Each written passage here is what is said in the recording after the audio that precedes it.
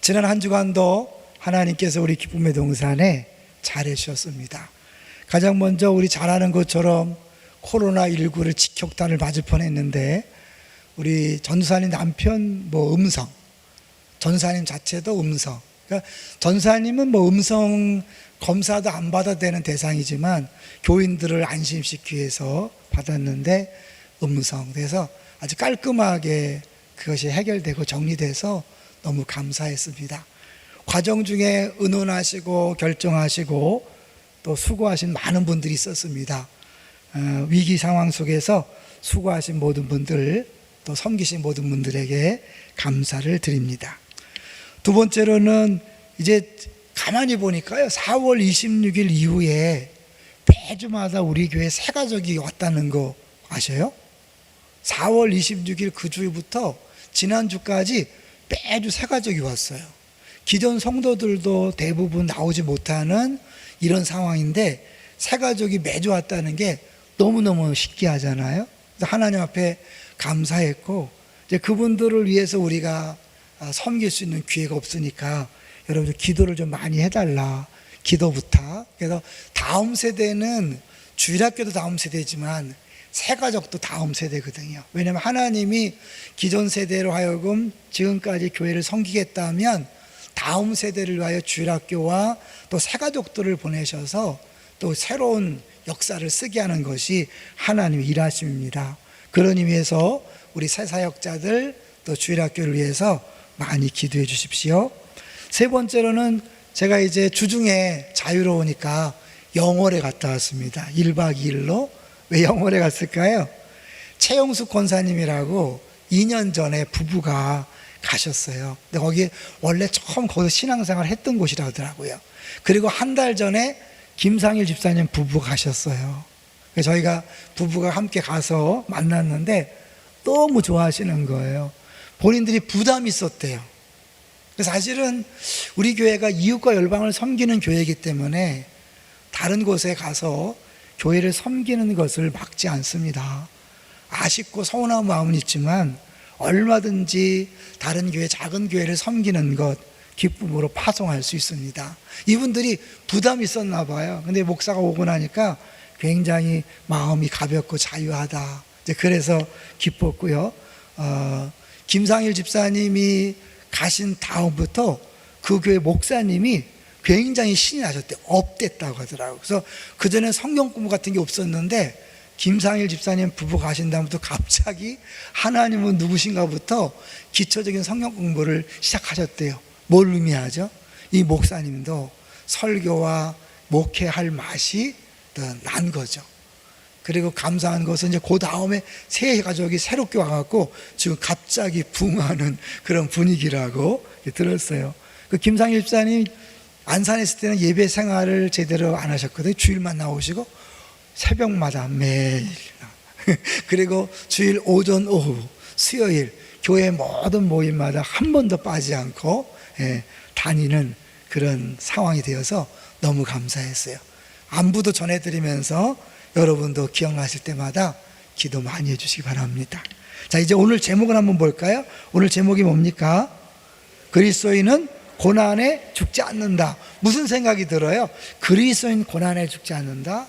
순교하지 않는다는 게 아니에요. 순교도 있어요. 그런데 순교라는 특별한 경우를 빼놓고는 그리스도인이 고난을 당해도 결코 죽지 않는다는 거예요. 이 말은 죽을 것만큼 힘이 들지만 죽지 않는다. 다이어트에 관한 책 중에 하나가 먹는 습관만 바꿔도 10kg을 쉽게 빠진다. 그래갖고 평상시 2,500 이상 칼로리를 먹던 사람이 1,200 정도로 줄이면요 다이어트가 된대요. 근데 줄이면 사람들이 배고파 죽을 것 같은 두려움이 있다는 거예요. 근데 그 책에 보면 절대 안 죽는다. 선입관일 뿐이다. 안 죽는다. 이렇게 얘기했고요. 방송에도 보니까 이 탄수화물을 줄였을 때 그 배고픔, 공복감이 심해서 사람들이 두려워하는데 의사가 얘기하더라고. 나도 경험해봤는데 결코 죽지 않는다. 신앙생활 하면서요, 죽을 것 같은 고통을 당하는 경우가 많이 있어요. 그렇지만 하나님이 함께 하시고 붙들고 있기 때문에 결코 죽지 않는다는 사실을 우리가 믿을 때 그 고난을 더 잘 이겨나갈 수 있는 거죠. 자, 오늘 욥이요, 사실은 너무너무 힘들어서 하나님에게 죽여달라고 그렇게 이야기합니다. 자살을 꿈꿀 수는 없어요. 왜냐하면 기독교인이기 때문에, 하나님 믿기 때문에 자살은 생각 못하고 모든 생명의 주권자이신 하나님이 내 생명을 거두어 주십시오 라고 그렇게 기도를 해요. 근데 왜 그렇게 기도하냐? 이유는 좀 이따 얘기하고요. 그렇게 할 수밖에 없었던 또 가장 간절한 마음은 10절에 나와 있어요. 6장 10절을 볼까요? 6장 10절 시작. 그러할지라도 내가 오히려 위로를 받고 그칠 줄 모르는 고통 가운데서도 기뻐하는 것은 내가 거룩하신 이의 말씀을 거역하지 아니하였음이라. 내가 죽고 싶은데 왜 지금 죽고 싶냐면 더 이상 버티다가는 죄를 질 것 같으니까, 죄를 짓지 않은 이 상태에서 나를 거둬가시면 죄 안 짓고 죽을 수 있으니까 나를 좀 죽여주십시오. 그래서 사실 11절부터 13절까지 보면 나 힘이 다 빠졌습니다. 그리고 고문당하는 사람이요, 어느 순간까지는 버티잖아요. 근데 너무 고문이 심하면 자기가 버티지 못하고 결국 말하지 않아야 할 내용들을 말하는 그런 심정인 거죠. 내가 지금 버텼는데 더 이상 고난이 계속되면 나 하나님을 원망하고 불평하고 죄질지 모르니까 지금 이 상황 속에서 나를 거둬가십시오. 왜? 내가 거룩하신 이의 말씀을 거역하지 아니하였습니다. 언제까지? 지금까지. 자, 그러면 욥은 왜 힘들었죠? 우리가 뭐 지난 시간 했기 때문에 자녀를 잃고 재산을 잃고 모든 걸 다 잃었기 때문에 고통스러운 거 이해하시죠? 두 번째로 자기 몸에 병이 나서 힘든 거 이해하시죠? 근데 욥이 진짜 힘들었던 건 그게 아니었어요. 상실의 아픔이 힘든 게 아니라 친구들이 와서 그에게 자꾸 너 죄진 거 있지? 빨리 회개해. 이렇게 자기를 억울하게 만든 것 때문에 힘들었다는 거예요. 자, 2절을 볼게요. 6장 2절. 6장 2절 시작. 나의 괴로움을 달아보며 나의 파멸을 저울 위에 모두 놓을 수 있다면. 이게 4장 5장에 그 엘리바스라는 친구가 와서 막 신학적으로 막 재단하는 거예요. 야, 우연은 없다. 하나님 앞에서 괜히 고생하는 사람 없어. 그러니까 너는 분명히 지금 이 고난이 온 걸 보면 하나님 앞에 죄를 졌을 거야. 이게 사실은요, 굉장히 단세포적인 생각이면서 기본적인 신앙인들의 모습이에요. 지난주 말씀드렸죠? 지혜서 3가지. 뭐라 그랬어요? 잠언, 전도서, 욥기. 잠언이 기초라 그랬죠. 엘리바스는 가장 기초 단계에 머물러 있는 거예요. 쉽게 해서 인과응보. 선하게 살면 복받고 악하게 살면 벌받는다. 근데 세상에 여러분, 선한 사람이 다 잘 돼요? 죽는 사람이 다 죄 때문에 죽어요? 아니요. 이 세상에 이해할 수 없는 일들이 많이 있어요. 그런데 1차적으로 사람들은 어디에 묶여 있냐면, 잘하면 복받고 잘못하면 벌받는다. 인과응보. 심은 대로 거둔다. 한마디로 도덕 법칙에 매여 있는 거예요. 많은 기독교인들이 하나님을 믿지만 하나님을 그런 하나님으로 알고 있기 때문에 자기도 힘들고 다른 사람도 힘들게 하는 거예요. 엘리바스가 그런 사이에 묶여있기 때문에, 친구들이 묶여있기 때문에 욥이 지금 죄 없이 고난당하는 우리 다 알잖아요. 그죠? 지난 시간에 본 것처럼 죄 없는데도 불구하고 너 지금 고난당하는 거 보니까 반드시 죄가 있는 거야. 빨리 회개해. 그리고 막 욥이 화낸 것에 대해서 사실은 5장 2절 잠깐 가볼래요? 이 괴로움이란 단어와 5장 2절에 분노라는 단어가 똑같은 단어인데, 이 욥이 자기 생일을 저주하니까 5장 2절에 이제 그 분노하는 모습 보고 엘리바스가 얘기하는 거예요. 5장 2절. 분노가 미련한 자를 죽이고 시기가 어리석은 자를 멸하느니라. 그 욥이 말하는 걸 보고 큰일 났다 싶어서 사실은 이 엘리바스가 이야기하는 건. 근데 처음부터 엘리바스가 그랬던 건 아니에요. 2장을 보시면, 2장 가보세요. 여기 보면 친구들이 2장 11절에 와서 7일 동안은 아무 얘기 안 하고요, 같이 같이 울어줬어요. 그러니까 이 사람 이상한 인간들이 아니에요. 모자란 인간들이 아니에요. 정말 대단한 사람들이. 그런데 욥이 이제 3장에서 자기 생애를 저주하는 걸 보면서 견딜 수 없는 거야. 그렇죠? 좀 믿음이 있다는 사람들이 어떻게 해요? 다른 사람이 믿음 없는 말, 불평, 원망을 하면 견디질 못하잖아요. 그러면서 어떻게 해요? 막 쉽게 답을 주려고 그래요. 쉽게 답이 나오는 사람은 초딩 수준인 걸 아셔야 돼. 죄송하지만 우리가 지금 신앙생활 하면서 다른 사람 문제에 대해서 답을 탁탁 하시는 사람 있죠? 초딩 수준인 거예요. 가장 초보. 제가 총신대학 갔을 때 그런 재미난 얘기가 있었어요. 1학년은 목사, 2학년은 전도사, 3학년은 장로, 4학년은 집사가 된다. 왜냐하면 1학년 딱 들어가면요, 1학년이 뭘 알아요? 교수를 가르치려고 그래요. 자기 알고 있는 게 전부인지 아는 거예요. 여러분, 이 초보들은요, 자기가 모르는 걸 잘 몰라. 자신만만해. 그래서 1년 배우고 나면 내가 잘 몰랐네. 전도사로 딱 떨어지는 거예요.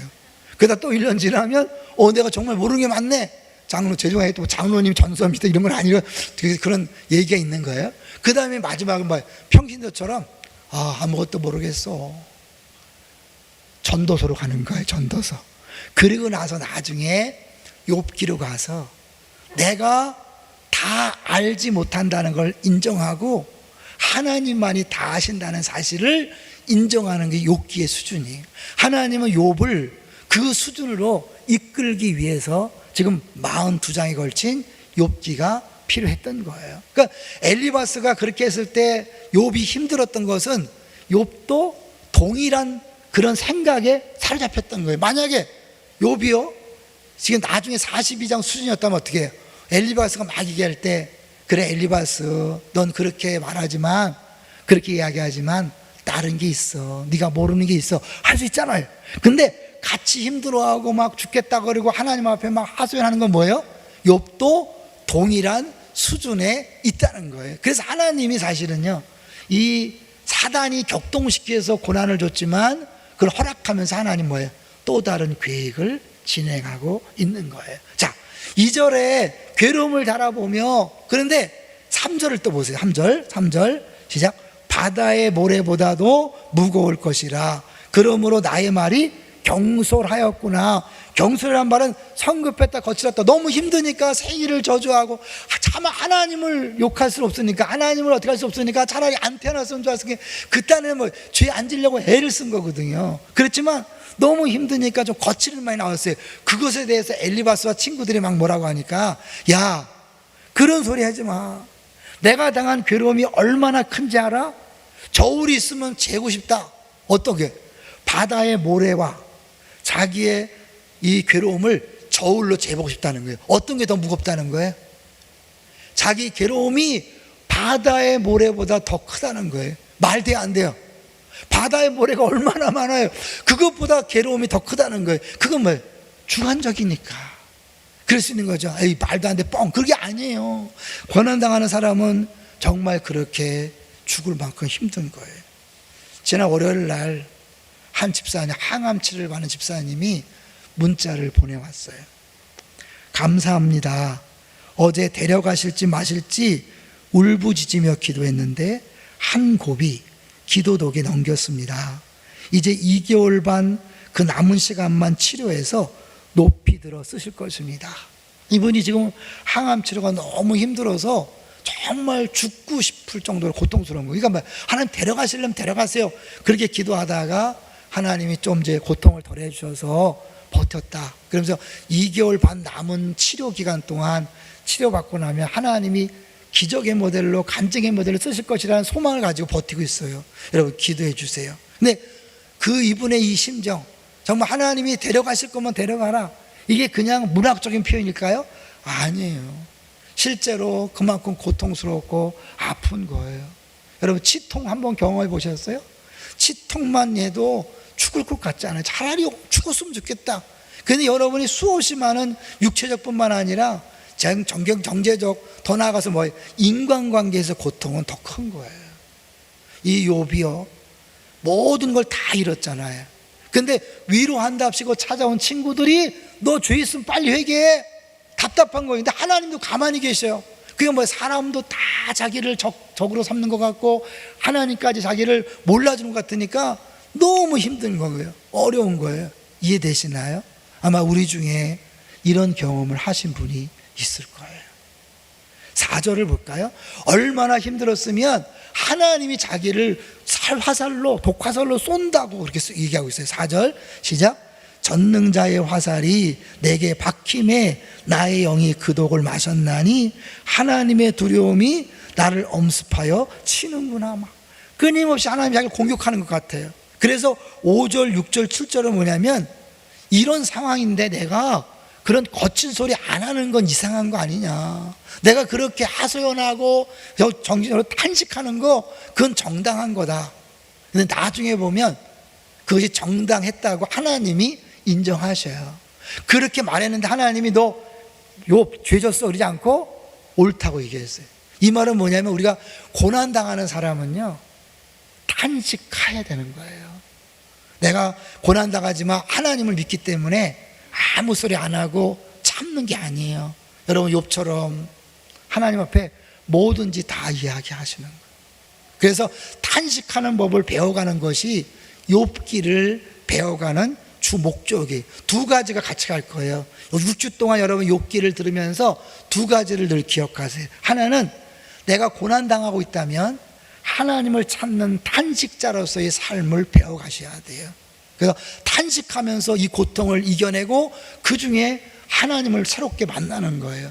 또 하나 뭐냐면 내가 누군가의 고난당하는 사람 옆에 있다면 그 우는 자와 함께 우는 위로자의 삶이 무엇인지를 깨달아가는 것, 두 가지의 길로 계속해서 가게 될 거예요.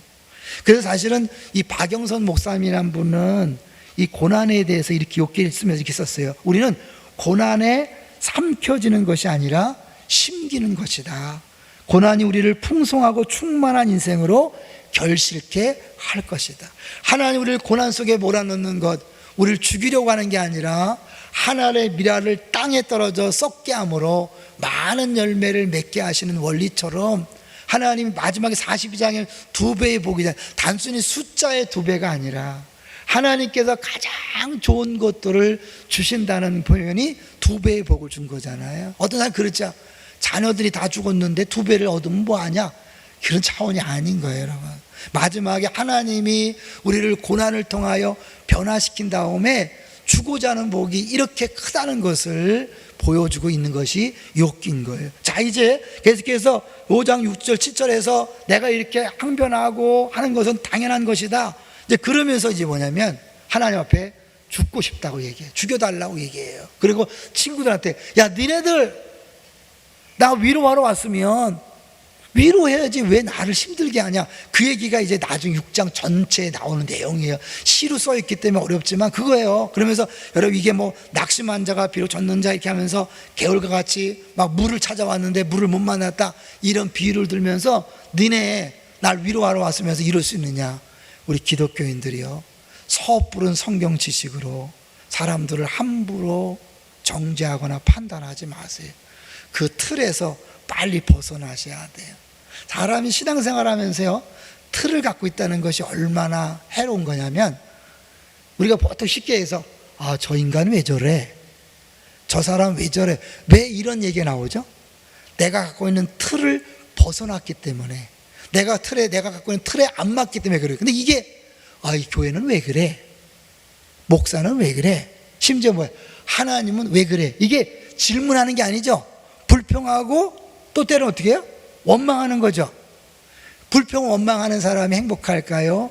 다 이해하고 받아들이는 게 행복할까요? 내 틀이 좁으면 다 이상한 거예요. 이 인간도 이상하고 저 인간도 이상하고. 그러니까 뭐예요? 계속 씩씩대고 늘 얼굴에 막 화가 나 있죠. 왜요? 자기 틀이 좁은 줄 모르고 다른 사람이 문제라는 거예요. 교회가 문제고 하나님 문제라는 거예요. 아니에요. 여러분 틀이 너무 좁은 거예요. 사실 엘리바스의 틀, 욥의 틀을 하나님이 지금 바꿔가고 있는 거예요. 7장을 가보시면 7장 앞부분과 뒷부분 나눠요. 7장 전반부 1절부터 10절까지는 하나님 앞에서 내가 정말 중요한 존재입니까? 라고 질문하는 거죠. 내가 어떤 존재입니까? 라고 묻는 거예요. 근데 하나님이 답을 안 해요. 그러니까 이제 11절부터 뭐예요? 그러니까 하나님, 그렇다면 나를 이렇게 우습게 한다면 그냥 날 내버려 두세요. 나 좀 간섭하지 마세요. 그러고 싶죠? 어떤 사람 그러잖아요. 휴지를 이렇게 버렸는데 바로 누가 그랬다는 거예요. 그러면서 하나님이 아주 일거수일투족을 감시하는 것 같다고. 제발 좀 나를 내버려뒀으면 좋겠다. 그런 마음 들 때가 있죠. 하나님의 초신자들은 그냥 이런 들었다 적당히 해주고 기도 응답 잘해줘요. 어느 시점 되면 하나님이 다 하나씩 체크하는 것처럼 보여요. 쉬운 얘기는 뭐예요? 와, 11절을 떼어먹었더니 돈이 사라졌네. 다 그런 건 아니에요. 잘 들으세요. 근데 그렇게 느껴요. 주일을 빼먹었더니 사고가 났네. 그래서 차라리 막 그것 때문에 막 얽매는 분이 있는데 하나님 꼭 그런 분은 아니에요. 잘 아셔야 돼요. 그렇지만 하나님께서 우리를 그렇게 한순간 놓지 않고 보고 듣고 있다고 느끼는 경우가 있단 말이에요. 이 욥이 나를 이렇게 힘들게 하려면 차라리 내버려 두세요. 관심 끄세요. 좀 놔두세요. 그렇게 항변하는 거예요. 그래서 재미난 표현이, 재미난 내용이 뭐냐면 우리 17절, 18절 볼게요. 7장 17절, 18절. 너무 심은 거예요. 막 내 마음이 뼈를 깎는 고통을 겪는, 차라리 숨을 막히는 거 좀 택하리다 그러다가 이제 17절에 같이 볼게요. 시작. 사람이 무엇이기에 주께서 그를 크게 만드사 그에게 마음을 두시고 아침마다 권징하시며 순간마다 단련하시나이까. 어디서 본 내용 아니에요? 인자가 무엇이간데 주께서 저를, 시편 8편에 나오는 내용인데 똑같은 내용이에요. 그런데 시편에서는 하나님이 우리를 멋지게 만들고 귀하게 만든 것을 감탄하면서 찬양하는 내용이라면 뭐예요? 여기서는 하나님 제발 좀 그 귀하게 여기지 마시고 그냥 내팽개 주세요. 날 버려주세요 라고 하는 거예요. 그게 16절이잖아요 16절 보세요. 내가 생명을 싫어하고 영원히 살기를 원하지 아니오니 나를 놓으소서. 내 날은 헛것이니다. 자, 근데 하나님이요 놓으라 그래서 놓는 분인가요? 절대 아니죠. 하나님 우리를 어떻게 만들었는데요? 우리를 어떻게 구원했는데요? 우리를 놓아두지 않습니다. 어떻게 구원했죠? 잘하는 것, 하나님이 자기 아들을 이 땅에 보내셔서 엘리 엘리 라마 사박단이라고 부르짖는 그 아들을 외면하면서 진노를 쏟아붓고 아들을 죽이면서까지 우리를 구원했어요. 시시한 존재가 아니라는 거예요. 그렇기 때문에 하나님 우리를 단순히 예수 믿고 구원 천국 여기서 끝나는 게 아니에요. 예수 믿고 구원받았으면 하나님이 정말 멋지고 풍성한 삶, 42장의 삶을 살게 하려고 하나님이 우리를 다듬어 가신다는 거예요. 고난을 준다는 거예요. 환난은 인내는 연단은 소망을. 그래서 기독교인에게는 반드시 고난이 필수인 거예요. 여러분 각오하셔야 돼요. 내가 고난이 있다는 걸 각오하면 고난이 왔을 때 흔들리지 않아요. TV에 보면 격투기 선수가 나오더라고요. 격투기 요새 격투기 선수는 어떻게 해요? 얻어맞는 게 일이에요. 얻어맞는다고 나 안에 아파 그러지 않잖아요. 내가 원래 격투기 선수처럼 예수 믿는 건 뭐예요? 고난받는 게 당연한 거예요. 정상이에요. 왜냐하면 사실은 이 고난이 바로 십자가의 길이잖아요. 누구든지 나를 따라오려거든 자기를 부인하고 자기 십자가를 지고, 십자가가 뭐예요? 엘리 엘리 라마 사박단이 외치는 것뿐만 아니라 겟세마네 동산에서 할 수만 있거든 이 잔을 내게서 옮기시옵소서. 이렇게 기도하면서 갔던 길이 십자가의 길인 거예요. 예수님 가셨으니까 난 안 가도 되잖아요. 아니에요. 자기 십자가를, 주님 가신 그 길을 우리가 똑같진 않지만 따라가는 거예요. 그 길이 뭐예요? 죄 없지만 하나님의 특별한 목적을 위하여 당하는 고난의 길인 거예요. 엘리바스나 욥의 초창기 이 당시의 모습 가지고 뭐예요? 이 인과응보의 원리, 도덕률에 가지고는 예수님의 십자가를 이해할 수 있을까요? 없을까요? 잘 들어요. 이해할 수 있어요? 없어요? 없죠. 어떻게 단순히 죄진 사람만이 고난받는데 죄 없는 예수님이 십자가를 진다? 말이 안 되잖아요. 그러니까 그 당시 사람들도 예수님 죽는데 왜? 아, 저가 무슨 죄가 있지, 하나님 앞에 무엄하게 죄를 짓지, 죄를 졌으니까 벌받지, 이렇게 말했던 거예요. 만약에 욥이요 그 수준, 이 도덕률의 수준, 인과응보의 수준에 머물러 있었다면 예수님 십자가를 이해할까요? 못할까요? 이해 못하는 거죠. 사실 죄 없음에도 불구하고 고난 당하는 욥은 누구를 가리킨다고요?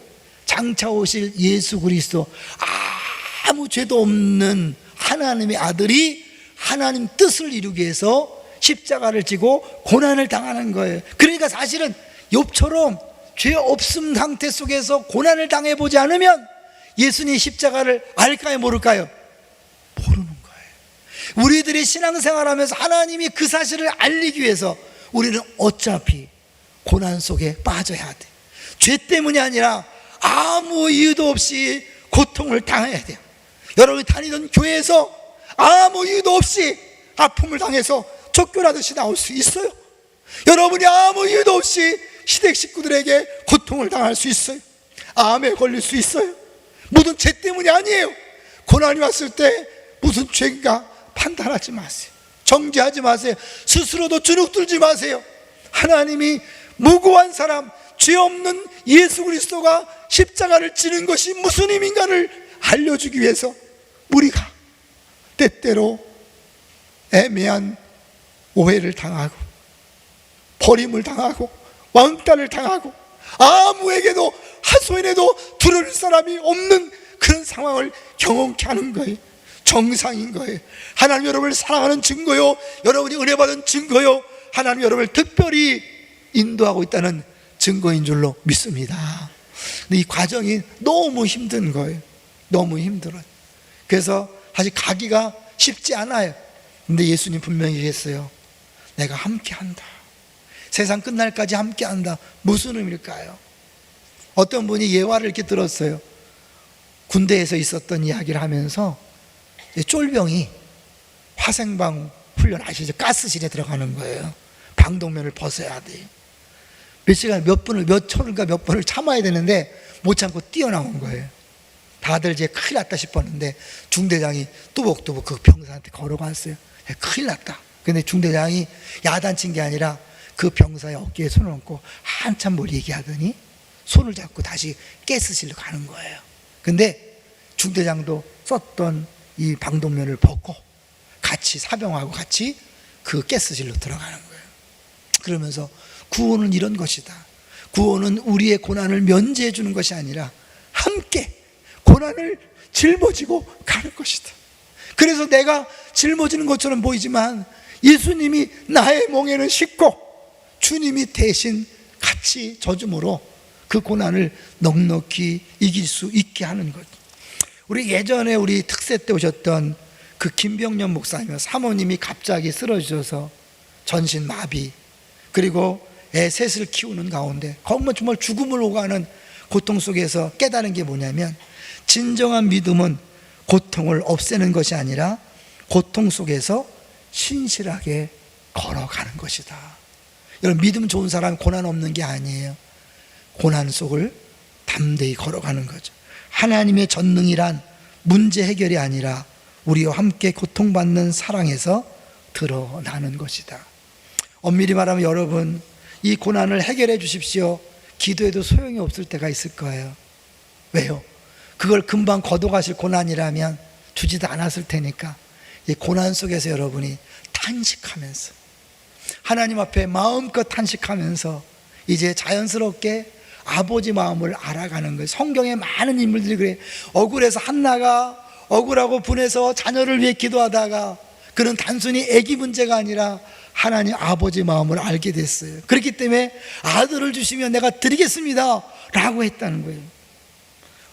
욥이 하나님 앞에 계속해서 42장까지 이렇게 가다가 결국 주님을 오디오로, 귀로 듣는 것이 아니라 비디오로 보는, 눈으로 보는 그런 체험을 하게 되는 거잖아요. 근데 그 사이에 너무 힘들어요. 그 거창고등학교라고 아십니까?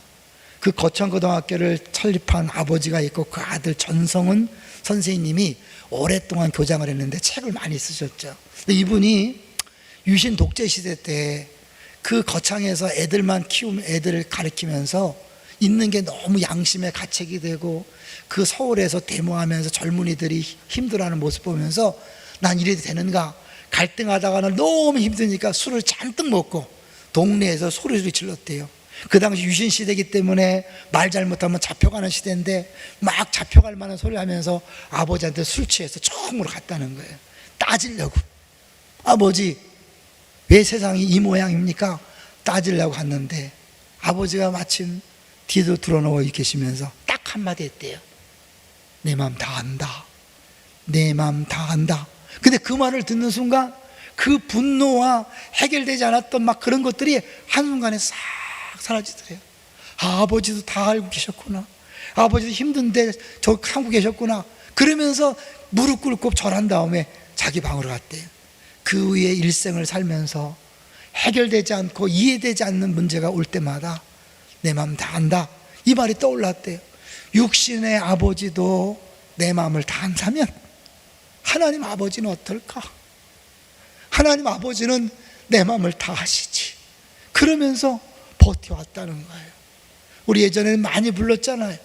아시지요,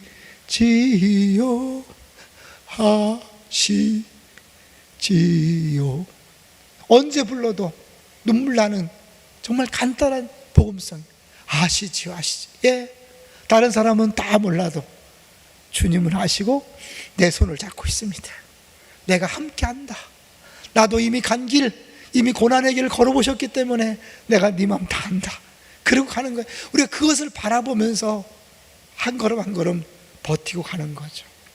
이제 한 이야기를 하면서 말씀을 정리해 보려고 그래요. 아이들을 키울 때 원더 윅스라는 게 있다 그래요. 원더 윅스. 원더, 놀라운 윅스, 주들.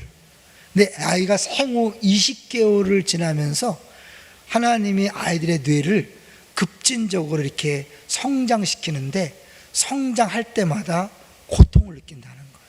그래서 이 원더 윅스 기간에는 아이들에게 3C 특징이 나타나는데요. 막 칭얼대고 울고 그리고 엄마만 붙잡고 늘어지고, 그래서 막 이때 되면 이게 엄마들이 막 미치고 막 정말 죽고 싶다고 할 정도로 고통스러운 기간이라는 거죠. 근데 이제 그 10단계를 거치는데 제가 그 8단계, 9단계, 10단계를 보면서 너무 신기하다고 느꼈어요. 8단계가 55주 차에 찾아오는데 프로그램의 세계래요. 결과에는 원인이 있다는 것을 인지하기 시작한다. 그 갓난아기가요, 그 55주 차에는 요렇게 하면 요렇게 된다. 원인과 결과, 요걸 안다는 거예요. 여러분, 사실 우리가 따지고 있는 도덕률, 잠언 수준이 그거 아니에요? 이렇게 하면 이렇게 한다. 하나님은 내가 이렇게 하면 이렇게 할 것이다. 이렇게 원인과 결과, 그것만 아는 짧은 수준, 짧은 연약한 애기 수준이고, 이런 갓난애기 수준인 거죠. 근데 9단계가 뭐냐면, 9단계는 원칙의 세계라 그래서 이제 자기가 알고 있었던 그 프로그램을 변형시켜 본다는 거예요.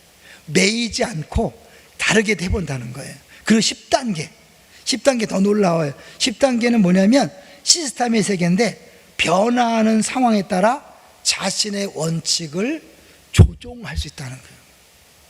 하나님은 갓난아기 때부터 인간에게 그런 능력을 부여하시는 거예요. 그런데 우리는 신앙생활을 하면서요, 내가 처음 알고 있었던 성경 지식이 평생을 가. 그게 전부인지 알아.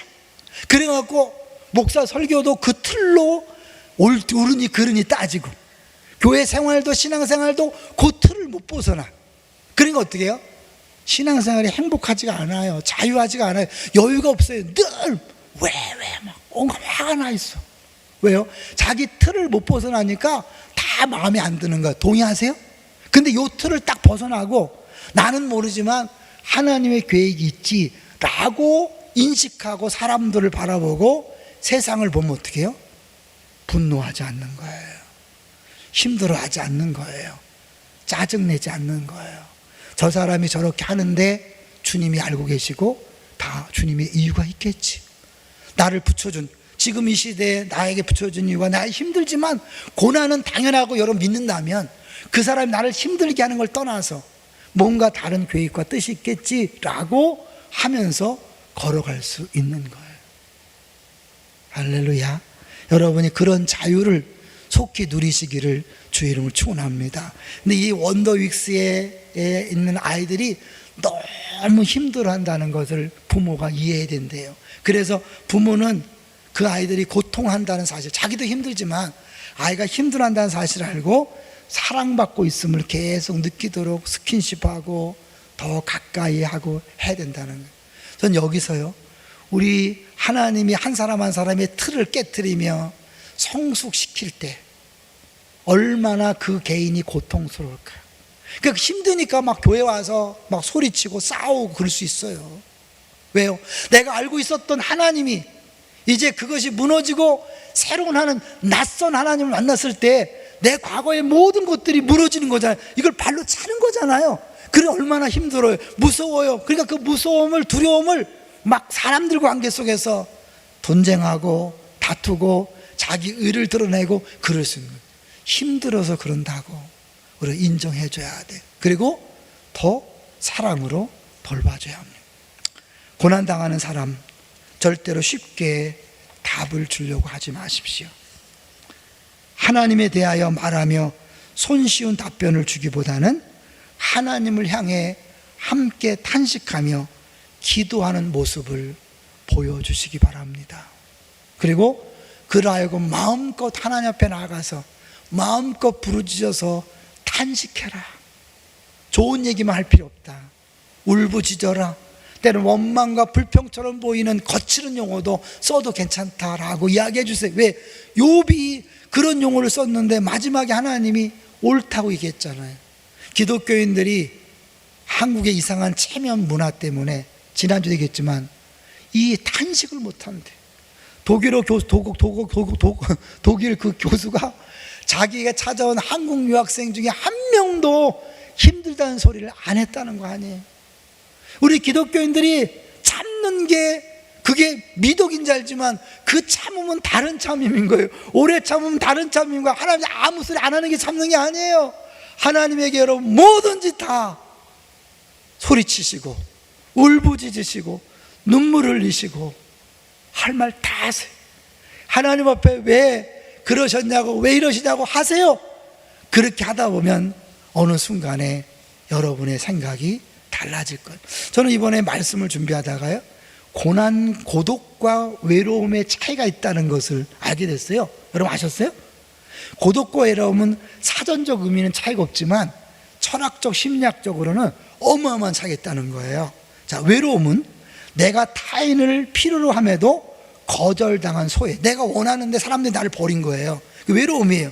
근데 고독은 뭐냐면 타인이 나를 필요로 하고 있지만 그것을 넘어서는 자발적인 자기 격리를 의미하는 거죠. 코로나 때문에 자가 격리가 된다면 하나님 주신 고독의 기회라 생각하고 잘 감당하시면 되는 거죠. 근데 이 독방, 그 가장 무서운 벌이잖아요. 외로움. 그러니까 내가 강제적으로 이 독방에 처해진다면 고통이지만 수도사들은 자기가 자발적으로 아무도 없는 광야로 가는 것을 볼 수 있어요. 왜요? 그 광야에서만 만날 수 있는 하나님이 있으니까요. 그러니까 광야를 지나며라는 복음성, 제가 한번 가사를 생각해 보려고 그래요. 왜 나를 깊은 어둠 속에, 왜라고 나오죠. 이해가 안 되는 거예요. 홀로 두시는지, 어두운 밤을 왜 그리 길었는지, 나를 고독하게, 나를 낮아지게, 세상 어디로 기댈 곳이 없게 하셨네. 광야에서 다 뺏어가고 다 떠나가게 하고 아무도 없을 때, 기댈 곳이 없을 때 정말 주님에게만 집중하는 거죠. 주님만 내 도움이 되시고 주님만 내 빛이 되시는, 주님만 내 친구 되시는 광야, 주님 손 놓고는 단 하루도 살 수 없는 것 광야에 서 있네. 주께서 나를 사용하시려, 나를 더 정결케 하시려 나를 택하여 보내신 그곳 광야, 성령이 내 영을 다시 태어나게 하는 것 광야에 서 있네. 때로 하나님 우리를 파송하신 것, 우리를 보내신 시대, 우리를 보내신 직장, 사업장이 광야일 수 있어요. 힘드니까 여러분 쉽게 포기하지 마세요. 힘들어도 죽지 않습니다.